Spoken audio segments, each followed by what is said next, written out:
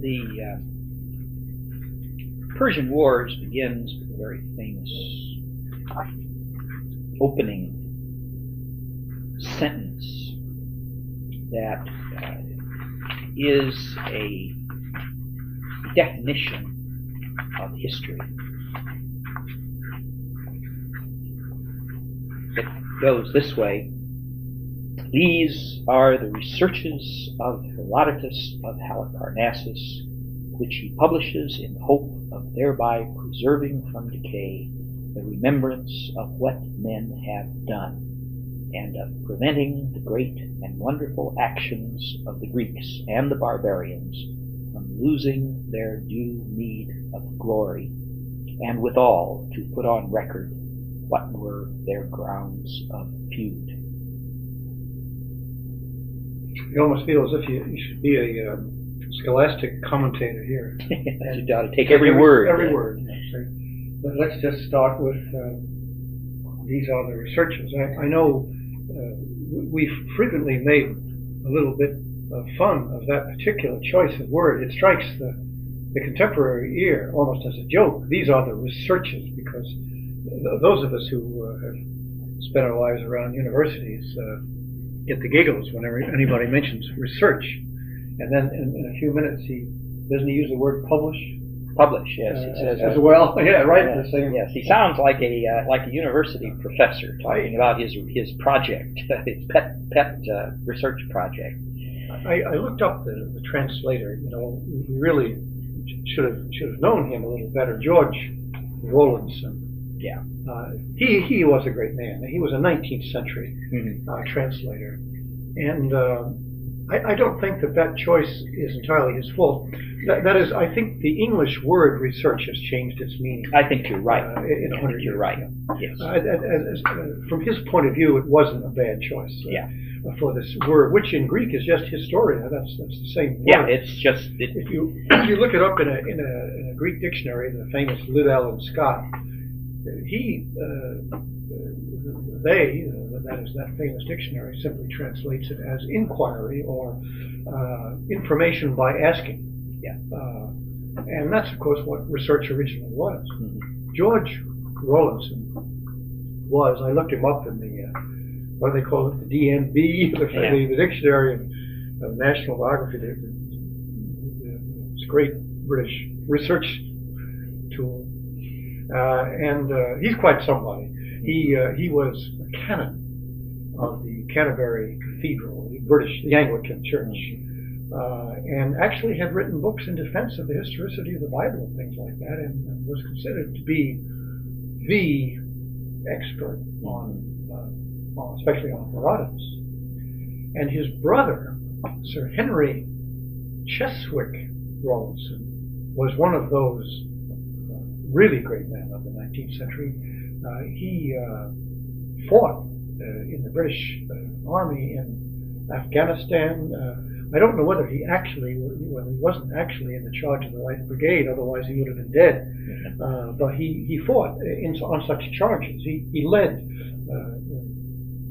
battles in Afghanistan and Pakistan and all of those places, and is known as the father of Assyriology, because in addition to being a soldier at the outpost of the British Empire in the East and Near East, he had a hobby of languages, and he is the first man to learn how to read the cuneiform Babylonian script. I didn't know that. So when George, Henry's brother, when George uses the word research, he's thinking, I think, of his more famous brother, who really did research rather in the manner of Herodotus.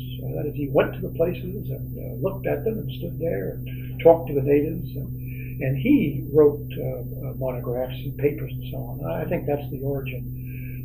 As I think of this sentence, we might, in a previous tape, perhaps laughed at this translation a little bit, and I felt a little bit worried that we weren't giving due meed of glory to those 19th century scholars who really were nothing like us.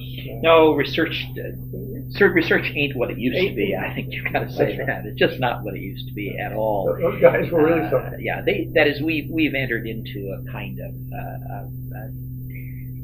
you might say, a very late scholastic age of inquiry, where everything is books and archives and records, and it's a much different kind of activity than the 19th century pursuit. Of course, it's true that Rawlinson is a scientist, and he is interested in measurements, and he will correct Herodotus.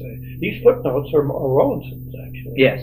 And they are kind of funny sometimes. No, they are. They are reductive and critical. Yes. No, we still really are not really sympathetic. To his position at all. His ability as a translator has to be respected. But his prose is marvelous. Yes, it really is. Oh yes, so he gives you the sense of I don't think it's ever been done again. It's sort of like Jowett's Plato. You can criticize it a great deal, but it retired the job of translating Plato. If you want to read Plato, it's best, I think. Now, I admire Paul Shorey very much and use his translation. But if you just want to sit down and read Plato, the English prose of Benjamin Jowett is the best there is. And this English prose of George Rawlinson is the best there is. English literature achieved a kind of altitude a certain altitude in the 19th century, down certainly from previous ones, but still on a very high plateau. When you think of John Ruskin or Cardinal Newman, Matthew Arnold, Thomas Carlyle, you could go on and on about English prose. T.H. Huxley. Even our enemies. They wrote so well. Yeah. They had a command of the language. They had themselves a classical education. And after World War I, that was lost. And things, as you said, just as the jazz tune has it, things ain't what they used to be. That's true. These are the researches that Herodotus. That really means knowledge by inquiry. Not dialectic in a Socratic sense, not asking philosophical questions, but rather asking people what they remember. It has to do with the memory. And of going to the places and standing there and measuring them and looking at them with your own eye and saying, well, if the battle took place here, I see that they had to cross that stream and they must have crossed it here and not there. And if so, it being a certain length and breadth and so forth, they must have had certain difficulties. In other words, figuring out the truth from research in that sense of the word. Well, it's a reflexive type of verb. That is, it's you think of it especially in the French recherche, the recherche du temps perdu of Proust, where it's a book, that recollection. It's a book of recollection. It's a book of memory, where you're not simply searching, you're researching. You're searching over again. You're going over ground that it's really gone. It's in the past, and so you have to go over it again and make inquiry again. So these are the researches of Herodotus of Halicarnassus, which he publishes, that is, makes public. Yeah. In the hope of thereby preserving from decay the remembrance of what men have done, and of preventing the great and wonderful actions of the Greeks and the barbarians from losing their due meed of glory. You just have to stop on every word. See, last time we talked about two of those words, although I guess really just one of those words. We talked about the greatness of the actions of the Greeks and barbarians. We happened to talk particularly about the barbarians last time. We talked about the greatness of the battle at Thermopylae and of the Greeks who held off the barbarians at Thermopylae. But we also talked about the Persians themselves, and we said the magnificence of the Persians. We just took that one word. Yeah, Great. pretty much. Yeah, and we talked about that. We didn't even talk exactly. I don't think that wonderful is quite a synonym of great. It's a different word. It's a different Greek word, and it means something quite different from something great. And we really didn't talk exactly about action either. We just talked about greatness. That's right. And Here it says, in the hope of preserving from decay the remembrance. And there we are in the realm of the Muses, the daughters of memory, and Zeus, daughters of memory, therefore. The function of poetry, and history is a branch of poetry here, not a branch of science. This is poetic history. Didn't we mention that? I'm sure we did. That every one of these books is named after one of the Muses. well, I don't remember whether we did or not. There's been a lapse between the last tape and this. We tape, don't and remember. Forget. We don't We remember. forget. I don't think we did, or we may have just mentioned it in passing. Yeah. That is that these are this is called Clio. That's the muse of history. This first book is called Clio. There are 9 muses and there are 9 books. This was not named by Herodotus, but by the publishers. Later. But within antiquity. Yeah. From a very early time, this was done. And, There's so it's part of the tradition of the Herodotus manuscripts that these books, this work is divided into 9 books, and that each book is named from a muse, and it's a marvelously true thing. certainly there's nothing arbitrary about there being 9 books. The ancients did not habitually divide their manuscripts up into numbered books. You just get one continuous thing. But when you read through this, you will see that there are 9 books. There's no mistaking that. It is divided into 9 parts. And from antiquity, they have called these books by the names of the 9 muses. And one of the reasons that that's appropriate is that this is a poetic book. That's the first point I think we ought to make here. And it arises out of that word remembrance, because the muses are the daughters of memory. They're the daughters of Mnemosyne, who is the goddess of memory. And all of the muses, 9 goddesses who are her daughters, are called muses. They so that what that indicates is that poetry somehow addresses the memory. We know, of course, that poetry is memorable. We know that people often memorize poetry. We have always encouraged people who take this course of ours. When we taught it at the university, we always insisted, in fact, that every student memorize 10 poems each semester, English poems, because we feel that the development of the memory, simply the kind of memory that retains poetry, is something that needs to be developed. Because poetry is really addressed to the memory. The poetry isn't addressed to the intellect, as philosophy is. Now, of course, you have to use your intellect to read anything. You have to use your mind. But once again, this is not a philosophical work. We're not dealing with permanent universals. No. We're dealing we're much closer to the particular level again. But neither are we dealing with science. You mentioned the idea of memory. History, now Herodotus is history. There is such a thing as scientific history, and it was invented by Thucydides, and we'll talk about that when we get to him. But Herodotus, as the father of history, is the father of poetic history. And this is the one so neglected today that we want to emphasize it and bring this out on the table, as it were, so that we all can see it. The word science, if you look at that word in Latin, scio, it's almost onomatopoetic. It sounds like what it says. It really means movement. That is, the SC root in words always has to do with a change. For example, crescendo.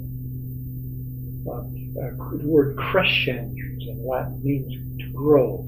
Crescere. That SC there. We have increase and decrease, and we have a lot of words that derive from it in English.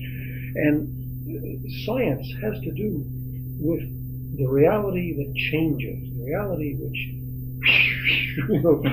which moves like that. It's Heraclitus's river again.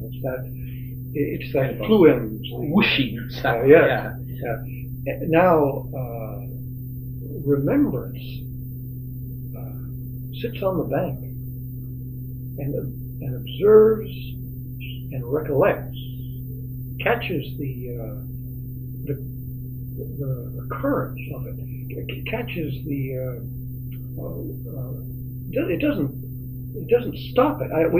History is a mean between philosophy and science, if you will. That is, if you pursue the philosophy of something, you get away from the river altogether. That is, you deal with its eternal principles. You talk about riverness. If you deal with science, you're into the phenomena themselves. And science changes. It revises itself.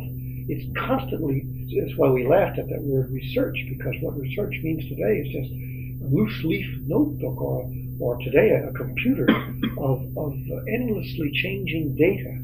And then theories of various sorts, which are mere suppositions really of convenience, to hold the stuff together long enough to say something about it, but assuming that tomorrow will change. Now, philosophy never changes. It deals with permanent truths. Science changes every day. It's like journalism. The word journal means daily. But in the middle is this history which is poetic. It does what poetry does. That is, it holds it in the memory. Like you say, collects or collects. So if you collect something, you bring it together somehow so that you can hold it and observe it and consider it. Those words are marvelous. In the Mass, there's that prayer called the collect. And it collects together. It holds together the theme of the whole Mass of the day. It isn't the canon, which never changes, but neither is it like the Gospels, which do change every day. But it rather collects. It holds for a moment the theme that we're supposed to meditate on. Well, history then is being collected. The spiritual writers speak about being recollected. That's a poetic word. Remember, Wordsworth uses it. Recollected in tranquility. Poetry is, what does he say? Not experience, but emotion. Recollected. Emotion recollected in tranquility. Well, history isn't so much the emotion, but it's the events recollected in tranquility. And that's what he means by researches, and that's why he uses the word memory. And he says, in the hope, therefore, preserving from decay the remembrance of what men have done. The word decay needs to be recollected on for a moment, too. It needs to be collected. If you go to give a lecture, you have little tricks. If you're going to talk to a class for an hour, a group of people for an hour, and you don't want to fool around with reading it or having notes and all that kind of stuff, and you want to hold in your own memory what you might say for a whole hour, you have to think of 4 points that you're going to make. And I was thinking, suppose we were going to lecture. Now, we're not. This is not a lecture. This is obviously a conversation. And we're just going to wander, as usual, all over the place. But if you wanted to talk about Herodotus as a lecture, you might say, for the convenience of holding it together in your memory, that there are four important things in Herodotus. Now, I thought this up the other day when I was walking, but I think it's true enough. There are persons and there are places. It's easy to remember persons and places. It alliterates. And then there is a theory and a theme. Now, by the theory, I mean that Herodotus has a theory of history. He believes that it all adds up to a proposition. Now, it's not a philosophical proposition. He doesn't hold it to be an eternal truth. He holds it to be exactly that kind of truth that you come to if you look at something long enough, get familiar with it, and say, well, look at that. It tends to do that. You don't say it always, absolutely, and everywhere must do it. No, you say it generally But does. it Another word generally we use, does. generally does. Not invariably, And, generally, and, usually. and his theory of history is one of those generalizations, and it is that things decay. We'll come back to that again and again. But that is, it's the opposite of the theory of progress. He has this notion about history that it goes,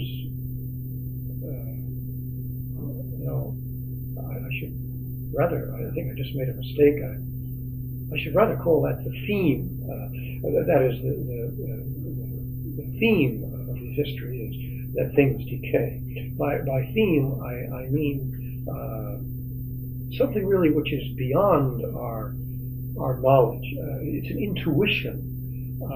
Theme really has to do with the mystery of it. And the theme with him is that things decay. He talks about the wheel of fortune, and that civilizations rise, or nations rise, empires rise, but they're going to fall. We believe our theme is progress. Ever since when? The Renaissance? When did progress set in? Some people think it had to do with the rise of capitalism, and I don't know when, but it certainly has made a progress. Well, you begin to see the signs of it certainly in the Renaissance. People like Francis Bacon, just take him as an example, and there are all sorts of other people around just like him. It came in with science. That's right. That is. I mean, which caused which, I don't know, but that theme. A theme is something that can't be proved. It's an assumption. Men intuit it. They say, well, it's true. I know it's true. They have a feeling for it, and we have this notion that things progress. Herodotus says, no. Herodotus has an essential sadness about history, that it's falling, that it's going down. Well, we'll go back to this. The theory of history that he has to do with the confrontation between the East and the West, I think. That is, he also has a view of history. That is, by theory here, I mean he has an explanation. Theme is not an explanation. The theme is a mystery. But a theory is a kind of hypothesis about history, an intellectual view. And Herodotus' view is that the Greeks and the barbarians are essentially different, that there was a great war between them, and that the Greeks won, that civilization prevailed, or at least it staves off the barbarian invasion, and that was a very great and a good thing. So that we talk about the persons and the places and the theory and the theme, and if we do those four things, we will cover, as a matter of convenience, the chief things that Herodotus does. Now, having said that, we're not going to do that. We're not going to give a lecture, but I think it sort of clarifies for the moment something of what we're talking about. And the reason I brought that up is that I wanted to stop on that word decay. That has to do with the theme. It really does, and it's right there at the start. Yeah, the natural tendency of things in the past is that they, the natural tendency of history in general is a tendency toward decay. But then it's something in the human lot. That is, that the past tends to be forgotten. It tends to fall into oblivion. And unless someone makes an effort, that is, it will be remembered. It will be remembered for a long time, but eventually it will be forgotten. And that he wants to try to prevent by, he says, preserving. That's the same thing as collecting, holding it together here. You don't have to preserve metaphysics. It's always true. It's ever present. It can't disappear. Now, people can fail to acknowledge it. People can fail to look at it, but it will always be true. And any statement in the metaphysical order, even the philosophical order, can be in the ethical order. Anything in the philosophical order will be permanently true. If you take, for example, lying is bad. It's always true. So someone told me that he heard a television interview with Father Kenneth Baker, the editor of the Pastoral Homiletic Review, who is a good Jesuit. There aren't many good Jesuits left, but he was on the radio, on the television, someone told me, and he was asked about the latest directive from the Vatican on conception against these in vitro fertilization, right? That sort of thing. And of course,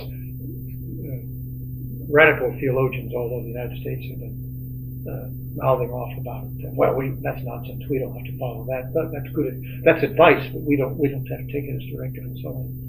And Father Baker just said simply, they asked him what his reaction always was, and he said, well, that is the directive of the church, and if you don't obey it, that's a sin. And the person interviewing him really laughed, just chuckled, and said, "Oh, now come on, Father. You certainly know that statistics show that 85% of American Catholics today don't, do this and don't do that." And Father Baker put it very well. He said, "Well, 85% of them lie too." Just brought it right back to those eternal verities. That is sure. People sin, but that it is a sin, that remains true. It doesn't matter how many people do it or don't do it or anything else. That is, we're there in the not in the realm of the permanent things, not of the things that are preserved, but above that, in the things that in themselves don't change. See, you don't have to preserve something that doesn't change. You don't have to preserve the Ten Commandments. They preserve themselves. They'll always be true. So they are engraved on the hearts of men. Those are in our hearts, and they can't be erased or in fact, if St. Paul says that, yes. Remember, and he says, and if you don't obey them, you're going to be punished, whether you know them or not, because you should know them. That is, they're engraved on your heart. That's right. 2 and 2 is 4. Now, if you disobey those commandments, you're going to suffer the consequences willy-nilly. But the truths of history must be preserved because they do decay. They are in the realm of the things that men after all die, and the things that men do pass as the world passes. And so, yeah. Well, another way of putting it, history preserves. History has to do with time. Philosophy has nothing to do with time at all. Philosophy is not interested in when the thing took place. It's really divorced from time itself, whereas history is taken up with time. It is immersed in time, and it does deal with the past, primarily with the past. But then, what is it that we should preserve? And he says, the remembrance of what men. I have to stop on men. That is, history deals with human acts. Now, I said persons and places, but there's very little of nature in Herodotus. He in the Wordsworthian sense, again in the romantic sense. Today, if we write travel books, we've all been influenced by Jean-Jacques Rousseau and by the poets of the 19th century. We talk about the beauties of nature. We will talk about the mountains and the rivers and the streams and the sky. How John Ruskin goes on about those things. That's all wonderful stuff. But there's almost none of that in Herodotus. He's interested in men and what men do. Now there are places, but there are places like what? Sardis, Babylon, Troy. That is, they're places where men have done things. They're, in other words, human places. They're not wild places. He'll talk about the sand of the desert, and that's about as much as you get. Talks about some of the animals and the animals. When you get to Egypt, he'll talk about the unusual animals. These have to do with wonders, really. Are those strange animals that no Greek has ever laid eyes on. He'll talk about crocodile, the crocodile, and the hippopotamus. Yes. These strange animals he'll talk about. But that's not the same thing as an interest in nature. He talks about those because they're peculiar to Egypt. That's the reason. And usually the Egyptians have something to do with them. That is, they'll make something out of them. They'll like the camel. He speaks about how Cyrus, wasn't it, won one of his great battles because he frightened everybody off with camels. One of those great battles was won because the horses. I think it was Cyrus, as a matter of fact, defeating Croesus. I think it was in the battle against Croesus. Cyrus brought in camels, and Croesus had a great cavalry, but the horses, one smell of those camels, and they all just ran off, and he won. Well, the camel plays a role, in other words, in human history, and the crocodile is not just a Rousseau beast of the jungle, but rather he's a god. He has to do with the religion of the Nile and all that sort of thing. Yeah, well, he talks about the sacred ox. Cambyses is killed. He dies because he had one of the sacred oxen killed, and he was punished. Everyone said, including Herodotus, that is, he was punished for this sacrilegious act. Where animals enter into stories, it's ordinarily because they influence history in some way. And he says men, therefore, meaning human. But I think we might even come a little further on that too. It is a man's world. Now there are great women in this book, but insofar as they play an active role. Now he says here, what men have done, that is the actions of men. Insofar as women do things in history, they're bad. They're monstrous women. Queen Tomyris drinks the blood of Cyrus from a skull. After she has him, he's killed in battle, and she takes his skull and fills it with blood and drinks it and says, "Ah, Cyrus, so much for you." And you think of Queen Tomyris, and you'll never forget her. In that one scene. When women play an active role in history, they are monsters. There's something unnatural about it. I think we really do have to say that it's a man's world here. Soldiers fighting in battle. There are no women. They say, and when there are, like Amazons and so forth, they're always considered extraordinary and usually frightening in some way, unnatural, uncivilized. The women are mentioned, of course. There are good women. You could write, as Chaucer did, a legend of good women in Herodotus. Cyrus's mother and what's her name? Mandany or Mandany? Mandany. I think it's Mandany. Oh, gee, should know. I just looked that up a few days ago. But Mandany, I think, is. But she's only mentioned in passing, and her importance is really that she's Cyrus's mother. The good woman who brings up Darius, who was a foundling, and so forth. But or was that Cyrus too? The shepherd who brings him up. But they're mentioned in passing. The good women stay at home pretty much, and are powers behind the scenes through influence, but they don't play any great role. I think if you went through this whole book, you might be able to remember the names of 2 or 3 women at most in the whole book, and either they'll turn out to be monsters or they'll turn out to be behind the scenes, but not playing any great role.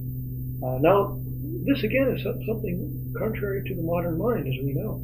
That is one of the most important movements of the modern world, certainly beginning in the late 19th century with the women's suffragette movement and progressing, if you can use the word, to the women's liberationists of our time. You have this rebellion of women, this refusal to accept Herodotus' theory here about history. And that is that this is part of his theory. This is part of his view of history. Well, the bell just rang, and a woman called. So there you are, telling me what I'm supposed to do in a couple of weeks. That would never have happened in Herodotus' history. No, it isn't that women. It isn't because women are held in low esteem. That's the conclusion. Quite the contrary. It's usually drawn from this. They say they're omitted because nobody considers them to be important. But that's not true at all. It's really the opposite. It's because they are held in such high esteem that they are not involved in the affairs of the world, in the warfare of the world, in the business, the rather ugly, difficult business of fighting wars. Is the affairs of the world are considered to be really something that women should not have to worry about. That's what men have to do that. Now, poetry deals more with women. We talked about this in Homer. You can think of great women in Homer. We had Andromache, and of course Penelope, and so many others. Helen. But that's because poetry deals with things other than war. Poetry deals with love and war. Yeah. But history deals with war. Yeah, there really isn't. There's no love. There are no love stories in here. No. There's no love stories in here at all. They mention early on. They mention the fact that they mention the abduction of Helen, as a matter of fact, as one of the clauses for the enmity between the Persians and the Greeks. They mention that as one of the causes, but it isn't something that's pursued. It's those things never. We say all poems are love poems.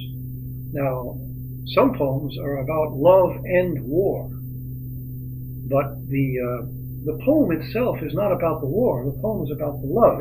If you want to go back and think even about the Iliad again, which is after all about the wrath of Achilles, isn't it true that all of that is love? It's really the love of Achilles. He loved Patroclus, and it's because of that. And before that, he loved. I have a lifetime habit of saying her name wrong. Chryseis. Chryseis is the right way to say it.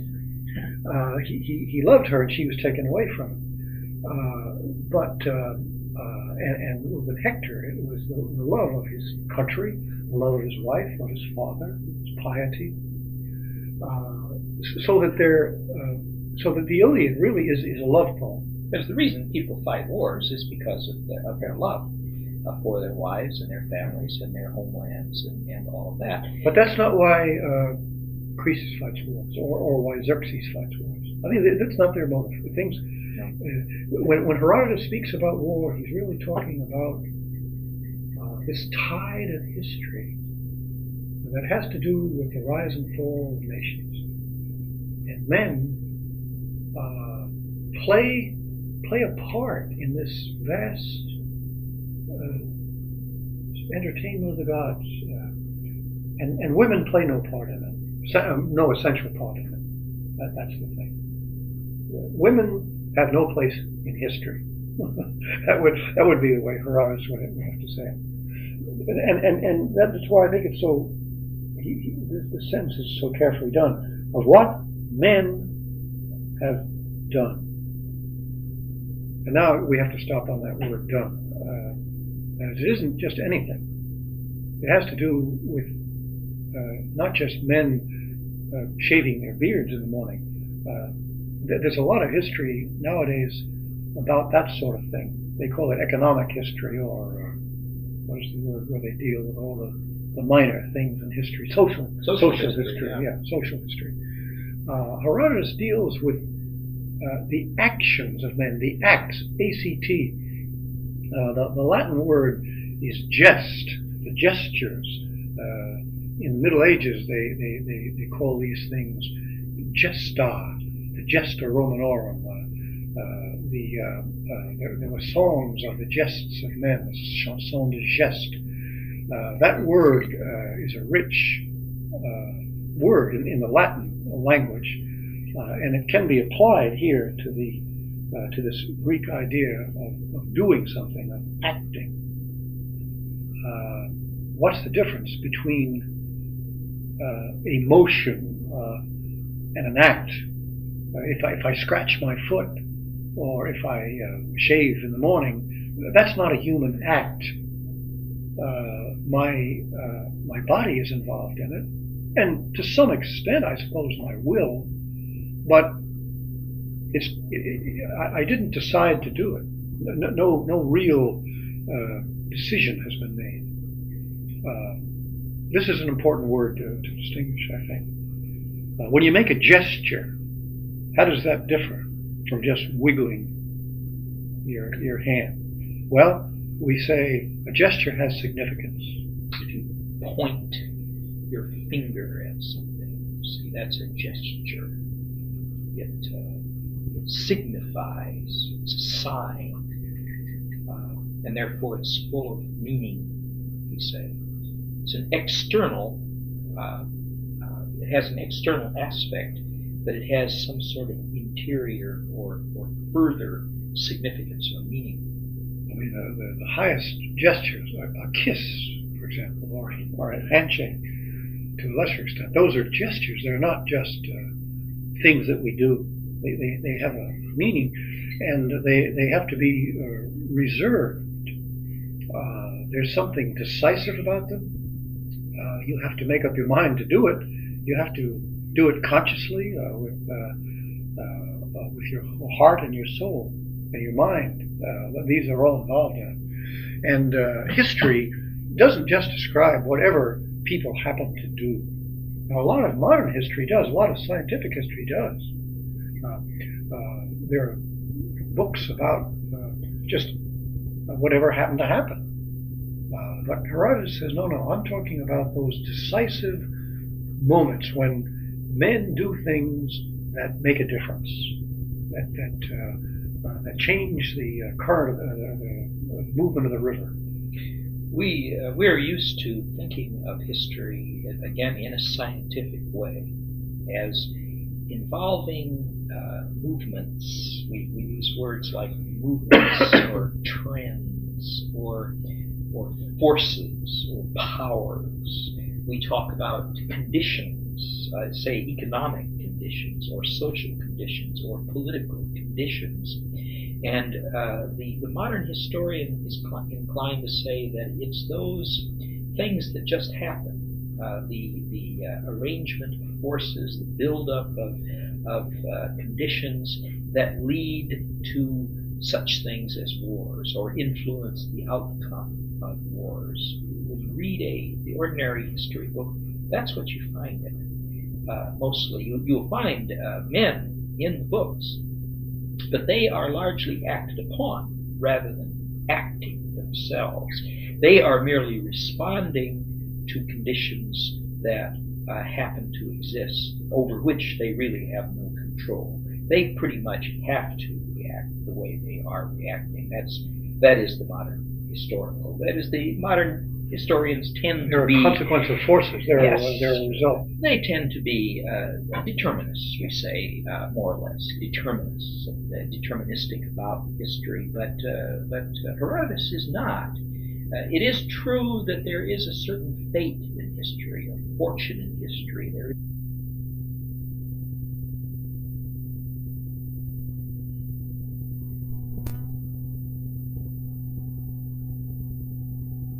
In those days, the gatekeepers used to call out in a high chant where the trains were going to go. They'd say Valley Stream, Rockville Center, Freeport. I don't know. It always ended up Lindenhurst and Babylon, and always say Babylon. But those towns were not important. I mean, there is a town on Long Island called Babylon. But to hear the station man cry out those names and to read Walt Whitman at the same time was an illustration of what's wrong with poetry, or at least that aspect of the poetry of Walt Whitman. That is just not significant. Those names are not significant. It's just a bunch of railroad stops. But when you bring out the names in Herodotus of places, you're talking about places where something happened, where there was a human act, a great moment in the history of the human race took place. One question.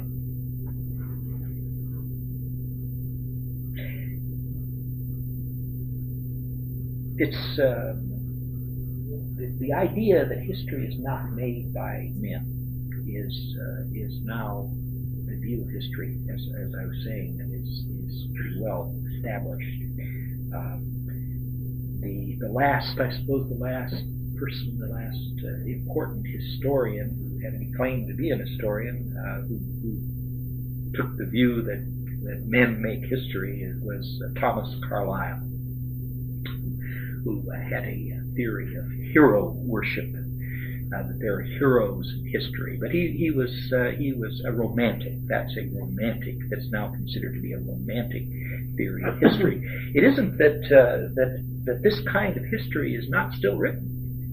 The professional historians, that is meaning the historians who operate in universities, write a scientific history, but those outside, the amateurs, people like Winston Churchill, for example, continue to write history as if it is something that involves the deeds of men.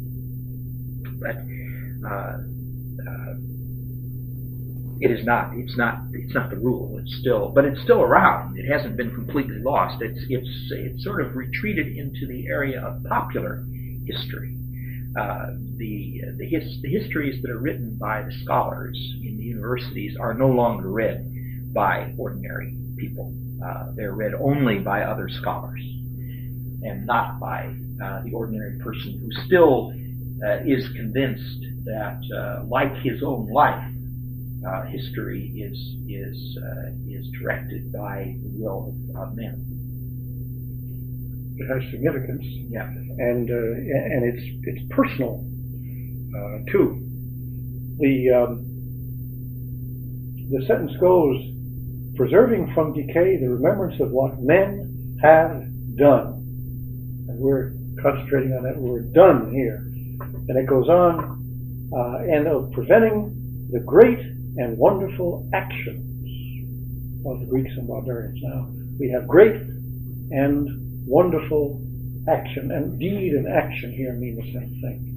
I was thinking about that word that we used in talking of Plato, that word, the importance of the word work. You remember we talked about the word ergon, the erg, the energy, in things. That when God created, He gave something of Himself to the things that He created. That is, they exist. They have about them, and they have an intrinsic principle of existence in them. God makes them to exist. And today we really don't think of work as being anything more than a job. I looked up the word ergon in that Greek dictionary the other day, and it's quite interesting. The old dictionary people translated it, among other things, as task. They didn't use the word job. Now, of course, that's a 19th century dictionary again.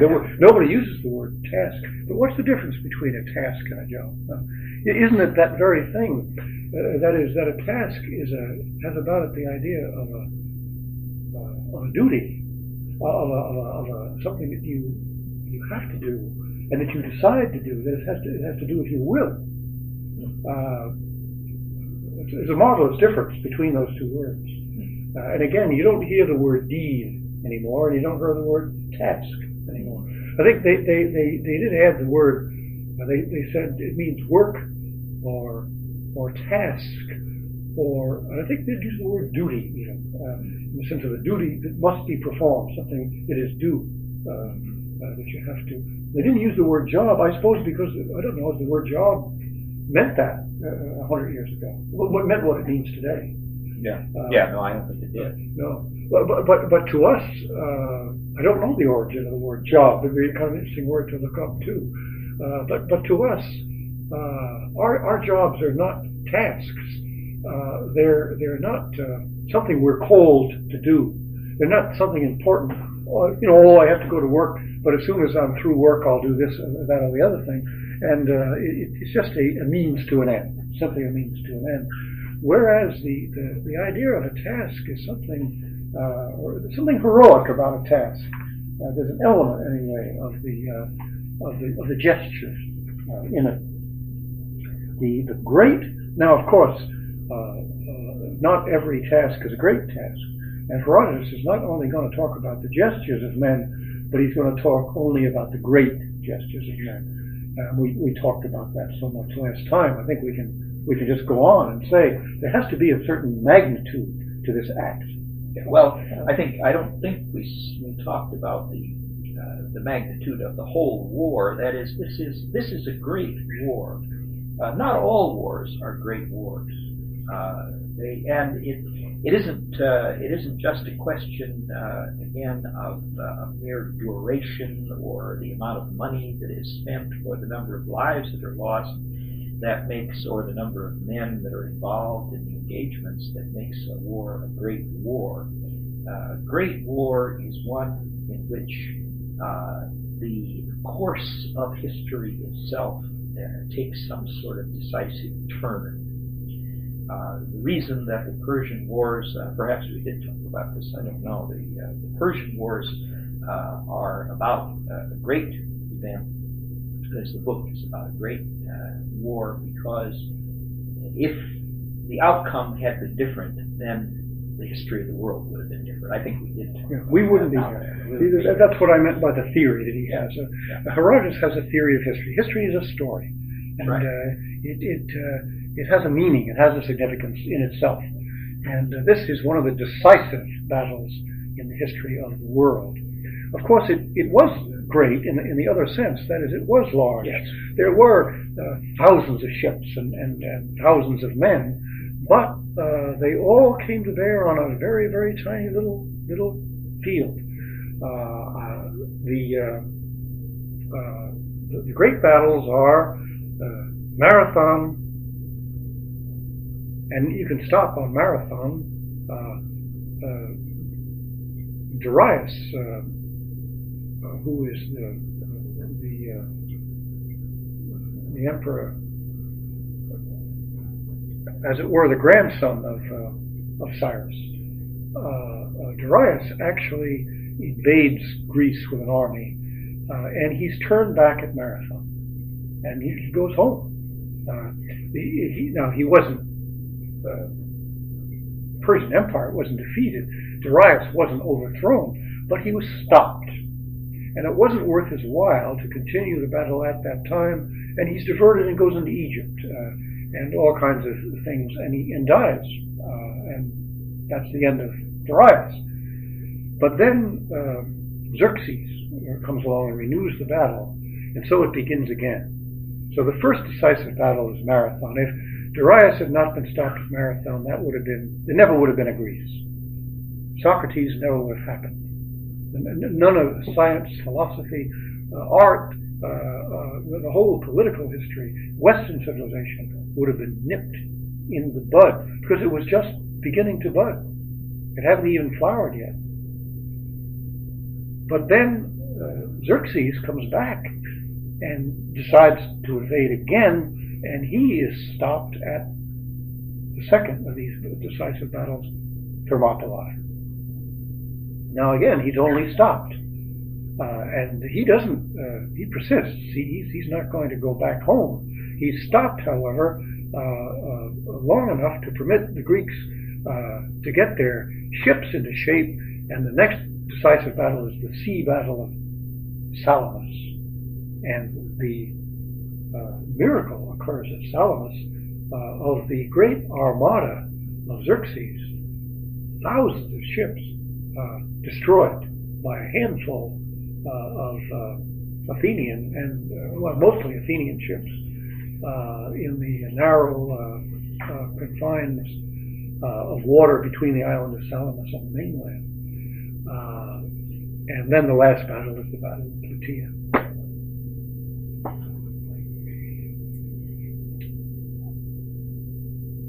That brings us up to the last phrase of the definition.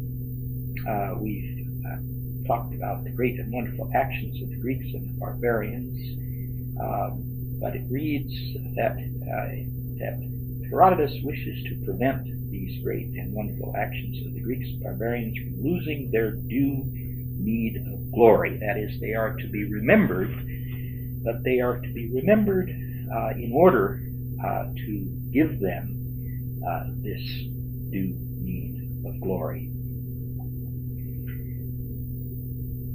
History is a way of doing justice to the past, and not just to the past, but specifically to those things that men have done in the past that deserve something. They deserve praise. They deserve honor, or the word, which is the right word, is the meed of glory. And it has to be something due, isn't it? D-U-E. Due. Yes, that's the justice. Justice is what we talked about with in the Republic. In the Republic, justice is giving everyone their due. Whether it is in the case of those who are evildoers, giving them their punishment, or in the case of those who do well, giving them their reward, their proper reward. And that's what a meed is. The meed is the reward. Is that the meaning of that word? Something like that. There are these great words. When you have great books like this, you get great words, and of course, this translator uses great English words. Well, it uses a very old-fashioned word. Meed is an old-fashioned word, and I think it does come from measure. I think it comes from as in medium or something of that sort. That it's a measure of glory or reward. We're going to get sound effects on these tapes. Now, if you hear a horrible rasping sound, I suspect somebody's cutting wood. Cutting a tree down or something. With cutting wood, yeah. With one of those diabolical chainsaws. Yeah. Right. I can see him out there in the field, way down in his. But the thing rasps across half. It must be a quarter of a mile across there. Well, we'll go on talking about glory and need in the midst of the 20th century. But in justice, when you give somebody his due, you measure out the equivalent of what he's done. But justice is a measure, and exact justice would be an exact measure. If someone has done a day's work, you pay him his just wage for that day would mean so many dollars equivalent to so much labor that he performed. And that's why we say it's something due, something owed. But then there is another kind of payment which cannot be measured by numbers. It still has to be measured, but it can't be measured by numbers. There's a kind of proportion, I suppose you would say, that you have to find. You have to find the right proportion between the deed and the reward. But this is one of those things. Ordinarily, or very in punishing criminals, we try to find the exactly. We want the punishment to fit the crime. The eye for the eye, eye for the eye, tooth for the tooth. We say, well, if you've stolen so much money, we call it a felony, and you have to go to prison for so many years, or make restitution, or something of that sort. And we say, if you commit a capital crime, that you pay with your head, which is what the capital means. Decapitated. You lose your head, you die. It's a life for a life. It's the only just kind of punishment. That's the basis for capital punishment.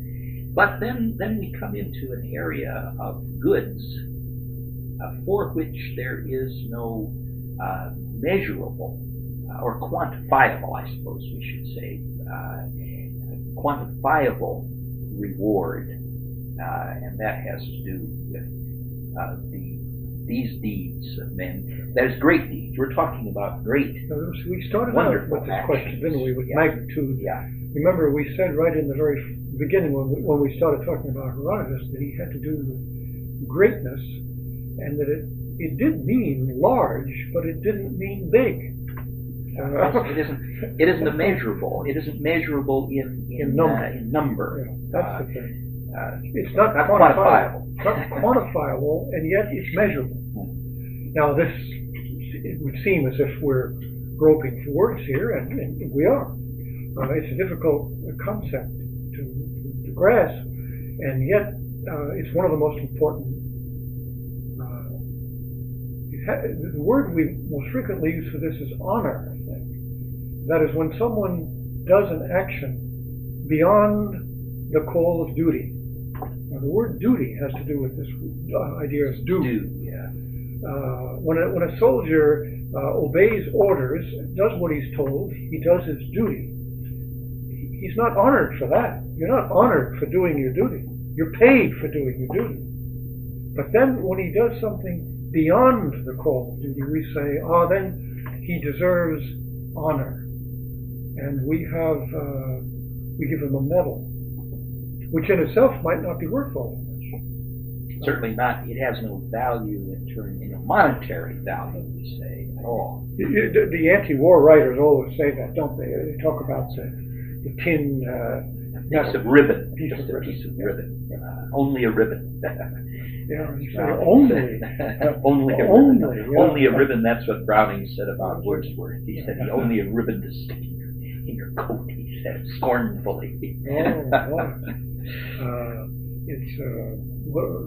It would be like saying a flag is only a rag. A rag, yeah. Anti-patriotic people sometimes say that. Yeah. That is, once again, we're in the area. But it's an attempt to measure honor. Yeah, it is. Give a measure of honor. Because in a sense, it can be measured. It's like trying to measure a quality. we often think of measurement as having to do only with quantity, and so it does as a rule. That's what we mean. But we have to measure quality as well. We do, only we do it, we say, well, that's good, and this is better, that's good wine, and this is better wine, and this is superb, this is the best wine. We describe it, but we can't measure how good a wine is. People are always trying to do that, and that's the era of scientism. Yeah, I think the idea that you can quantify everything. Yeah, they say, well, on a scale of 1 to 10, how good a wine is that? You know, they always do that. They set up a numerical scale as if that tells you anything about the quality of something. Quality is, by definition, something that you cannot measure in quantity at all. But it doesn't mean that you can't find some measure for it. When we owe it something, and we have to pay that debt. And that's the need of honor. Now, glory, I suppose, in this context, would be just the highest honor, and something even beyond honor. Yes. That is, soldiers are honored by medals in wars, but every once in a while a soldier comes along who goes so far beyond all the other soldiers that we say, well, that soldier, he deserves glory. And it's another one of those words that's connected with memory. You want to. We often erect memorials to people who have achieved glory. We erect memorials to them, make statues of them, so that they will be remembered. And of course, the statue or the memorial or the ribbon or the plaque or whatever it is a sign. It signifies something. Once again, it belongs in this sphere of history, this poetic history where things are full of significance. They don't have a value that you can measure in pounds and ounces and dollars and cents. They have a value that transcends those kinds of things. And that's what we mean by glory. I suppose we use words like transcendent, meaning that it transcends the order of things that are quantified. The word glory, you just said that it had to do with the memory, and I was reminded all of a sudden that the word glory in Latin takes a downward turn and becomes boasting. There's a word glorior, which means bragging. Yes. And of course that frequently happens with monuments. The pharaohs of Egypt are the great example. They tried to work this backwards. They thought, I'll build myself the greatest monument that there ever was, and that will make me great, which isn't true at all. That is a little purple ribbon is a far greater monument than a pyramid, because it's real. It really does stand for something. There's an awful lot of boasting, and the wonder of it is, we like to think anyway, but isn't it true, that it doesn't work. That is to say, we all know about the pyramids, but we don't know anything about the pharaohs. They don't remind us of anything. The pyramid, just a pile of stone, it doesn't recall the greatness of those men. But this book of Herodotus is a monument. You'll never forget Cyrus. You'll never forget Xerxes sitting there in his throne surveying his fleet. You'll never forget Leonidas and Pausanias, Themistocles. These great men. They were glorious men, and they are therefore duly honored. But what's happened in our time, we live in a critical age, a debunking age, all these words have become debased. Well, if you say to somebody glory, right away, what price glory comes to mind? That was an anti-war play, became a famous movie about World War One. That's just every one of these words that we use. What's honor? Didn't we mention Falstaff's famous speech once before? It's just nothing. A mere name. Nothing Nothing. but a name. He says it's a mere scutcheon, which means a kind of memorial, a plaque that you set up in a cemetery, probably, or as a hang It's on the equivalent wall. of saying the piece of ribbon. Yeah, It's nothing mere scutcheon, he says. but It's, a piece of tin. yeah, just words that mean. But I think that glory, again, this is in my imagination, not really in my memory, but I always associate glory with the glorio, which is the light. Yes, I do too. I have the idea that that's not the right etymology, but I know, and that's again something I should know that I've forgotten. But we talk about the glory, the halo, The halo, around, that you see in paintings around the heads of saints of anyone who's holy.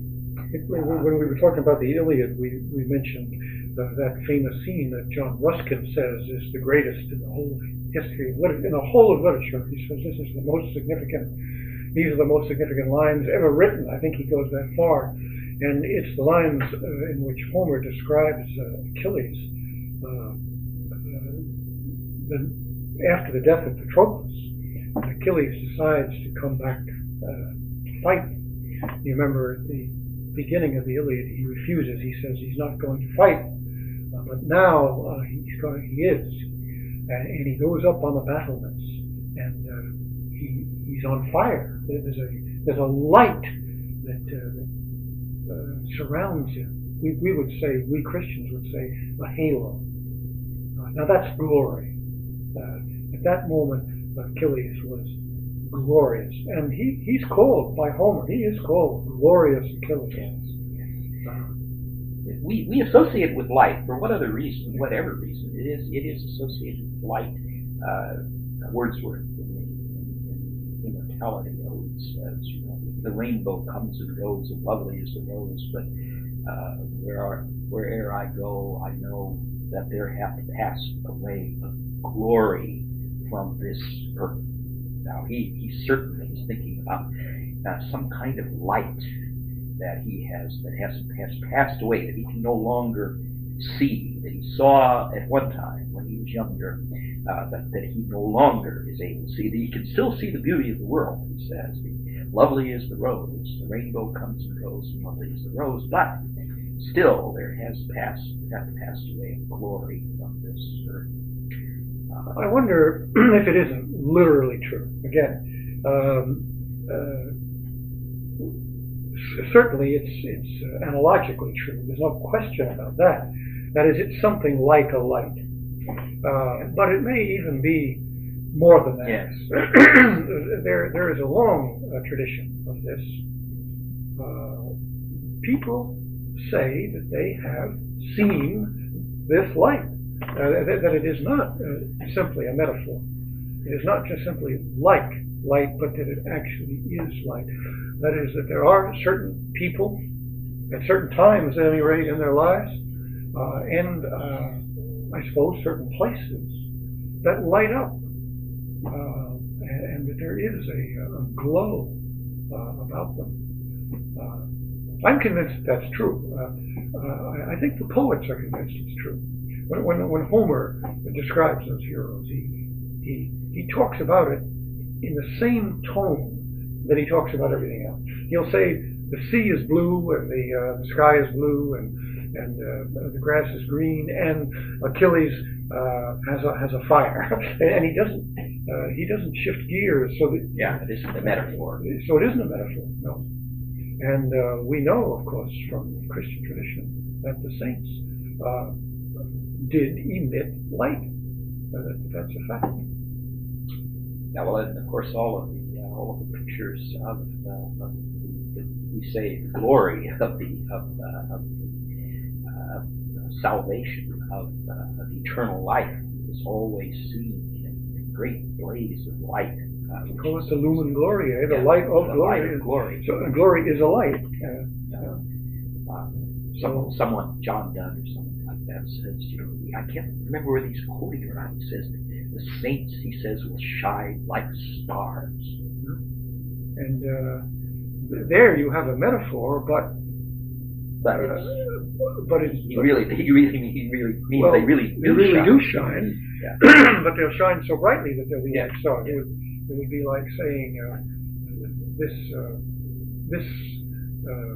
glass that I hold in my hand may shine like a star. Yeah. They both shine. Yeah. So there is something literal about that, and it's just food for reflection. And Herodotus says that there is a danger in history of things losing. That is, we don't pay our debt to these great, glorious men who perform these deeds. We don't, in justice, we don't pay them this debt of honor that we owe. I don't know whether we talked about this other word. Did we? Piety, because this plays a role. I don't think so. Piety is a virtue, and it's a species of justice. It has to do again with what we owe primarily to our parents, and then by analogy to any parent. Now, God, of course, is the ultimate parent. All St. Paul says all paternity, I was going to say fatherhood, saying all paternity comes from the Father of, gosh, it's perfect, of light. didn't think that was going to happen. So, of course, we owe piety ultimately to God. We owe it also to our country because it's our fatherland. It's the land of our birth. We have been given our life, our social and political life by our country. So through piety, we therefore have a debt which we can never quantify. It's beyond anything that we can ever pay in coin. We can't really give it back adequately, even in any measure. It's very hard to imagine. That is, if someone gives his life for you, and that's really what Herodotus is saying. He's saying, well, these great men risked and many of them gave their lives for us, for their posterity, and therefore we owe our lives in some way to them. Well, how are we going to give them back our lives? We can't die for them. They're already dead. We can't die for them. There's something immeasurable even about that. If you died saving your father's life, you still wouldn't pay him back. No. As much because you didn't give him life in the first place. I mean, nobody can pay that back, even by sacrificing your own life. There's no way that can be paid. We say, well,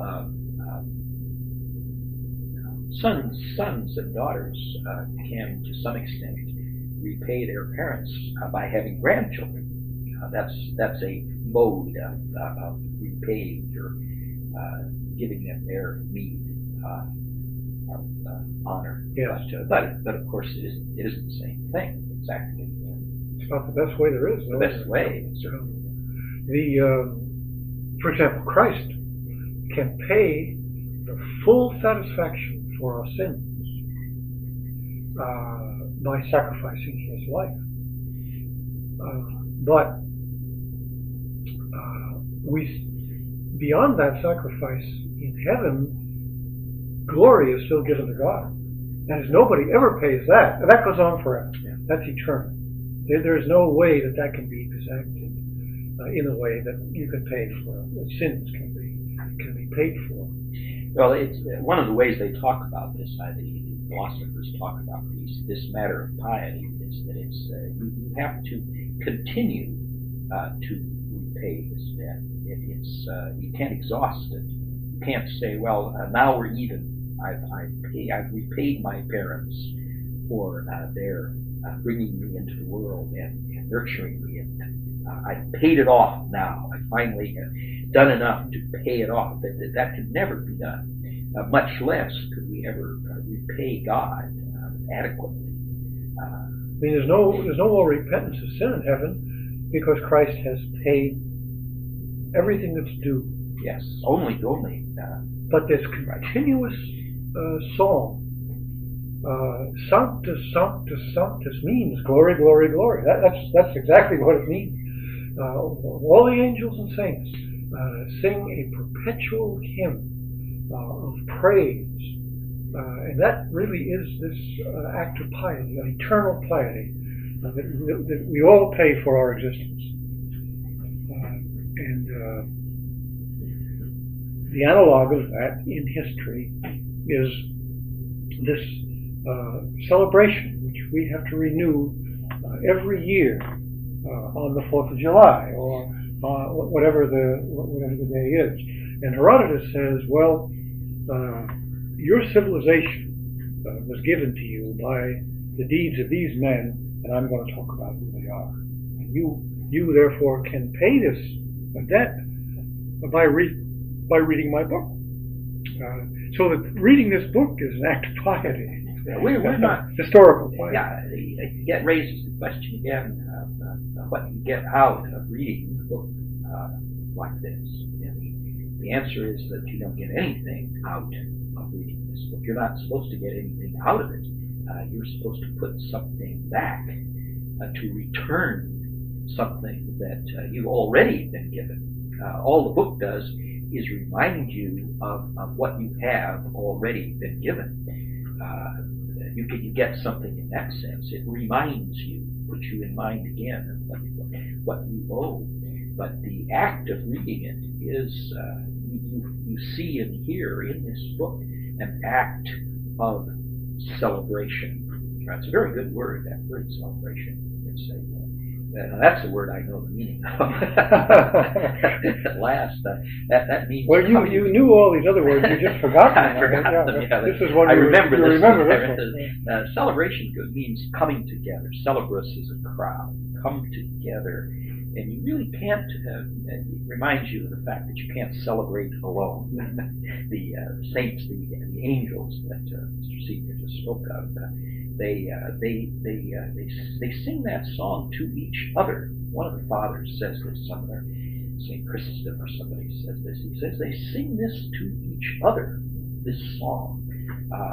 They join together in chorus to sing this, and it's a kind of singing conversation that they have. Kind of ecclesia, church. It is. And that's what we mean by celebration. That you come together and you offer. We say offer praise. It's a giving.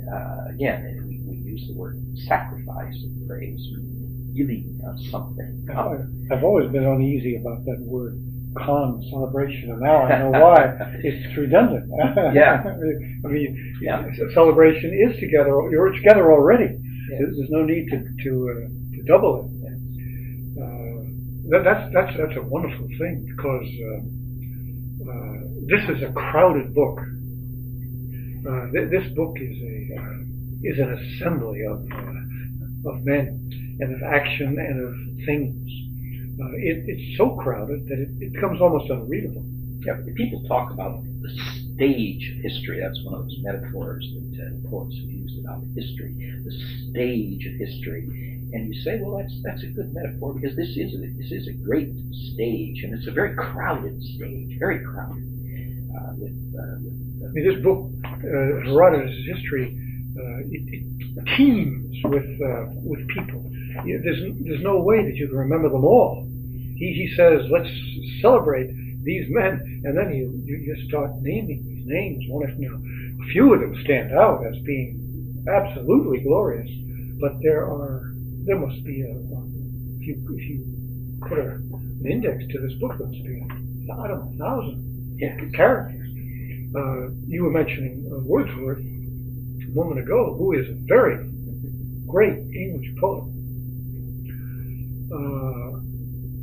But we would have to put him down in the second rank, precisely for this reason. Wordsworth is a hermit. There's nobody in his book. There are no people in his book. Just himself. Just himself. Yeah. And himself is a wonderful person, very remarkable, and remarkable, and he has a lot to tell us, and we love him. But when you think of Homer, and now here we are, Herodotus, and you look forward to these books. Remember, Mark Van Doren wrote a book called The Noble Voice, and he talked only about narrative poets. He didn't deal with historians and so on, epic poems.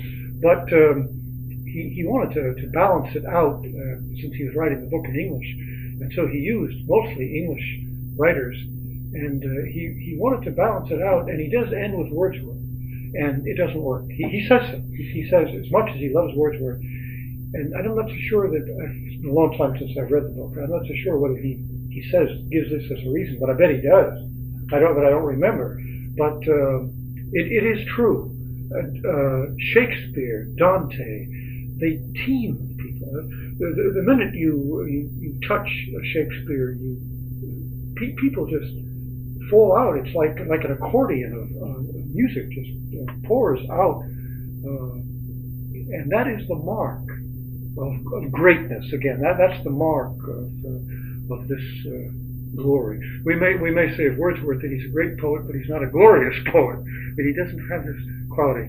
Who was it Dryden or somebody? One of the famous English critics said of Shakespeare that the reason why ultimately he was the greatest is that there was what am I thinking of? Famous Johnson, more life, and didn't he say more life? No, he says of Shakespeare there was more. Johnson says of Shakespeare. Johnson says that. Yes, Johnson says that. I thought you were thinking of Dryden, who said of Chaucer. Here is God's plenty. We got two of them. You're right. You're right. That's another very good because Chaucer is another one. Just filled with men and women. Marvelous. That's right. I mean, Dryden said of Chaucer, here is God's plenty. Yeah. And Johnson said of Shakespeare, he has more life. The characters have more life. Or the poet. He says that's the measure. He says that's the measure of greatness in a poet. He says, how much life does he have in him? And you say, well, and therefore Shakespeare is the greatest of poetry because he has the most life in him. And that's what you say about every one of the characters of Shakespeare. You say how even the minor characters, not to speak of the great characters, even the minor characters have so much life in them.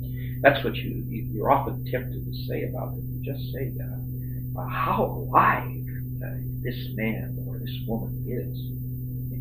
Whereas when we think of the philosophical poets, as they're called, they have a lot of ideas in them, and sometimes very good ideas. A man like Wordsworth is, I guess, primarily a philosophical poet. That's what you say, a reflective.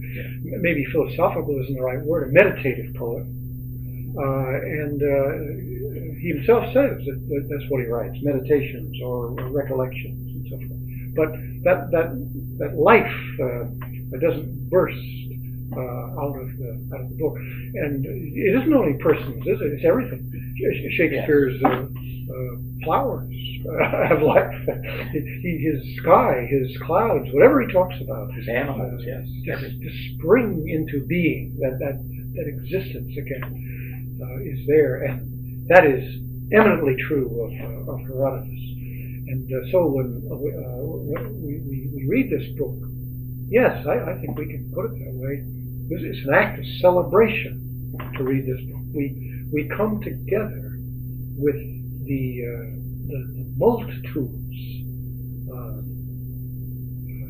Heaven is a magnificent place. That's just, yeah, I was about to say that. You think of the book of Apocalypse with all of the tribes, Our Lady all of the sings hosts. the Magnificat. Yeah, we think of the hosts of heaven, all of those assembled angels and the assembly of those who have been saved. I mean, when Our Lady says, "My soul doth magnify the Lord," there it is. That's her glory, and it's that celebration of the whole of creation which sings, and the grasshoppers, and for that matter, the grass, everything sings. Minerals sing. The stars sing together, and of course men and angels. Now, Herodotus is not writing a religious book. This is not the glory of God. He is singing the glory of men. Not, however, to accuse him of what do they call it? Secular humanism. He's not substituting the men for gods. Quite the contrary. He knows the danger of that, and that's pointed out throughout the book. If men are not gods, and when they try to be, they come to a bad end. But that they do have their due meat. The era of the man who deifies himself and tries to substitute himself for God, that is the era of the humanist, was that he tried to give himself an overdue.